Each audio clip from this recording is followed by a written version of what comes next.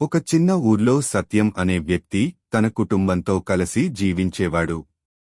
ఆయన భార్య లక్ష్మి, ఇద్దరు పిల్లలు, పెద్దవాడు రామ్, చిన్నది అను, అలాగే ముద్దుగా చూసుకునే తల్లి కూడా ఆయనతో ఉండేవారు. సత్యం ఉద్యోగం కోసం రోజంతా బిజీగా ఉండేవాడు.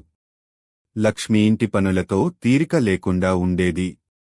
పిల్లలు స్కూల్, ట్యూషన్స్ అన్నీ చేస్తూ వాళ్ల లోకాల్లో ఉండేవారు.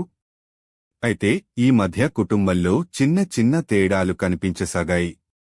ప్రతి ఒక్కరూ తామే బిజీ అని అనుకుని మిగతా వాళ్ల అవసరాలను పట్టించుకోవడం మానేశారు. ఒకరోజు సత్యం ఇంటికి ఆలస్యంగా వచ్చాడు. భోజనం అప్పటికే పూర్తయిపోయింది. లక్ష్మి మౌనంగా కూర్చుంది. ఆమెని ఏమీ అడగకుండా అందరూ తమ తమ పనుల్లో మునిగిపోయారు. రేపటి రోజు ఆదివారం. లక్ష్మి ఒక్క మాట కూడా లేకుండా తెల్లవారే లేచి వంట చేస్తుంది.